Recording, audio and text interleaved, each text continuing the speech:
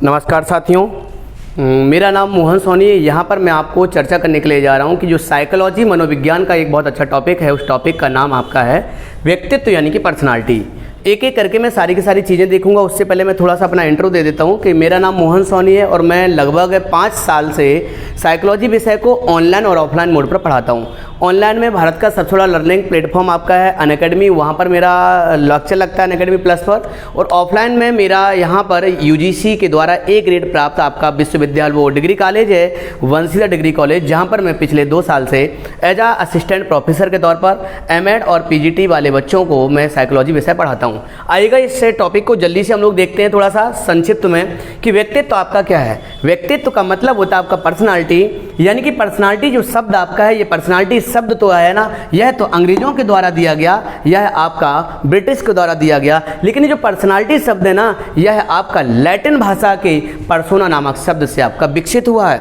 अगर मैं कहना चाहूँ यूनान में जो पर्सोना शब्द है, वहाँ पर यूनान में उसका मतलब होता है आपका मुखौटा, यानी कि दूसरी भाषा में अगर मैं बोलना चाहूँ नकाब, अगर मैं दूसरी भाषा में बोलना चाहूँ मास्क, यानी कि जो आपका पर्सोना का मतलब होता है आपका मुखौटा। अगर मैं दूसरी भाषा में आपसे एक चीज़ और बोलना चाहूँ कि आखिर ये नकाब क्या है, मुखौटा क्या है। साथियों, जब हमारे समाज में कभी भी आप देखिएगा अगर हम लोग गलत काम करते हैं तो ये चेहरा को देखकर, ये मुखौटा को देखकर आप बता पाते हो कि आपकी पर्सनालिटी कैसी है, आपने अच्छा काम किया या बुरा काम। कभी आप गलत काम करते हो तो आपका ये चेहरा जो है ना, ये आपका शर्म की वजह से नीचे झुक जाता है। इसी चेहरे को देखकर हम बता पाते हैं कि यानी कि आपकी पर्सनालिटी कैसी है।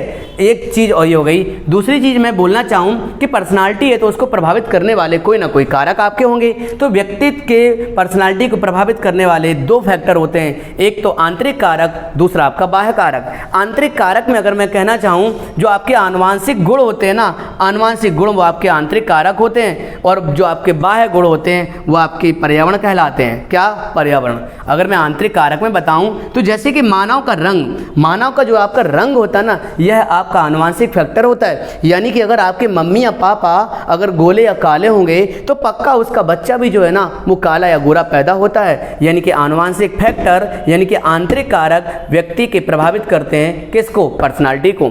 बाह्य कारक भी आपके होते हैं। बाह्य कारक में जितने भी पर्यावरण के फैक्टर होते हैं वो सारे के सारे व्यक्ति को विकास को प्रभावित करते हैं, पर्सनालिटी को प्रभावित करते हैं। जैसे कि नैतिकता, मोरलिटी। हमारे समाज में व्यक्ति या बच्चा जैसे समाज में रह रहा होगा, जैसा उसका मोरल वैल्यू होगा, अगर वह है उसके सामने अच्छाइयाँ प्रस्तुत की जाएं तो बच्चा अच्छा करता है, बुराइयाँ प्रस्तुत की जाएं तो वह बच्चा बुरा करना प्रारंभ कर देता है। अब बात आती सर जी कि सर जी पर्सनालिटी की कोई तो परिभाषा होगी। तो पर्सनालिटी की परिभाषा मैं आपको बताऊं, मनोशारीरिक गुणों का गत्यात्मक संगठन ही व्यक्तित्व कहलाता है। और साथियों, इस परिभाषा को देने वाले जो आपके थे वो आपके आलपोर्ट महोदय थे। आलपोर्ट महोदय ने कहा कि व्यक्ति के मनोशारीरिक गुणों के गत्यात्मक संगठन को ही व्यक्तित्व कहते हैं। मनोशारीरिक का मतलब यह शब्द तो एक है पर इसके अंदर 2 चीज़ें आपकी छुपी हैं। मनो का मतलब मस्तिष्क और शरीर का मतलब फिजिकल, यानी कि जब व्यक्ति मन से भी अच्छा हो और तन से भी अच्छा हो, इन दोनों से जब अच्छा होता है ना, उसी को अपन व्यक्तित्व कहते हैं। यानी कि मानसिक रूप से और शारीरिक रूप से जब आप अच्छे होगे तभी उसी चीज़ को हम व्यक्तित्व कहेंगे। इस बात को कहने वाले कौन थे? आपके आलपोर्ट महोदय के द्वारा यह परिभाषा आपकी दी गई। ये आपका व्यक्तित्व के बारे में था। मैं थोड़ा सा व्यक्तित्व के अंदर ही अब्राहम मैस्लो थे, उनके द्वारा आवश्यकता का पदानुक्रमिक सिद्धांत आपका दिया गया। अगर मैं कहना चाहूँ ये क्या है आपका है, इन्होंने कहा था कि इस दुनिया में अगर मैं कहना चाहूँ व्यक्ति की 5 प्रकार की आवश्यकता होती हैं। उसी 5 प्रकार की आवश्यकताओं को इन्होंने पदानुक्रमिक सिद्धांत के नाम से, आवश्यकता का पदानुक्रमिक सिद्धांत के नाम से बताया। कौन कौन सी? पहली आवश्यकता आपकी शारीरिक आवश्यकता। शारीरिक आवश्यकता का मतलब बच्चे की, व्यक्ति की पहले फिजिकल नीड्स होती है। फिजिकल नीड्स का मतलब ये पेट के अंदर जो भूख है ना, जब यह भूख खत्म होगी ना उसके बाद ही सुरक्षा की आवश्यकता आती है। पहले व्यक्ति को भूख लगती है तो भूख उसको रोटी मिले, रोटी मिलने के बाद फिर वह घर को तलाशता है कि रहने को मिले। जब सुरक्षा की आवश्यकता होती है उसके बाद उसको आवश्यकता पड़ती है कि परिवार के लोग उसको स्नेह दें, दुलार दें, मम्मी पापा उनका वो स्नेह करें उनको। और जब स्नेह मिल जाता है उसके बाद आती है आपकी सम्मान की आवश्यकता कि यह समाज जो है ना उसको सम्मान दे, रेस्पेक्ट दे। जब वह कहीं रिश्तेदारी में जाता है तो उसको ऐसा लगता है कि समाज के लोग उसको रेस्पेक्ट करें। ये 4 आवश्यकता पूरी हो जाने के बाद एक अंतिम आवश्यकता होती है, उसका नाम है आपका आत्मसिद्धि की आवश्यकता, सेल्फ सेटिस्फैक्शन। साथियों, सामान्य तौर से आम लोगों को नहीं मिलता, आम जनता को नहीं मिलता।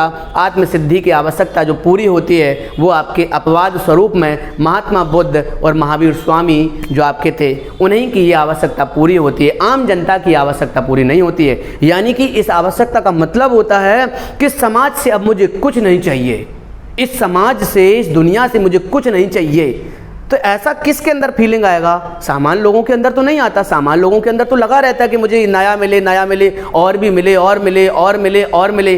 पर ये आपके महावीर स्वामी महात्मा बुद्ध थे, उन्हें समाज से कोई मतलब नहीं था, वह ईश्वर में लीन हो चुके थे क्योंकि उनकी आत्मसिद्धि की आवश्यकता पूरी हो चुकी थी। तो इस तरीके से अब्राहम मैस्लो के द्वारा आवश्यकता का पदानुक्रमिक सिद्धांत दिया गया। आशा करते हैं साथियों ये संक्षिप्त टॉपिक था आपका, छोटा सा टॉपिक था आपका व्यक्तित्व है, उसको मैंने समझाने का एक प्रयास किया है। बाकी मिलते हैं हम लोग अगली क्लास में। जय हिंद, जय भारत।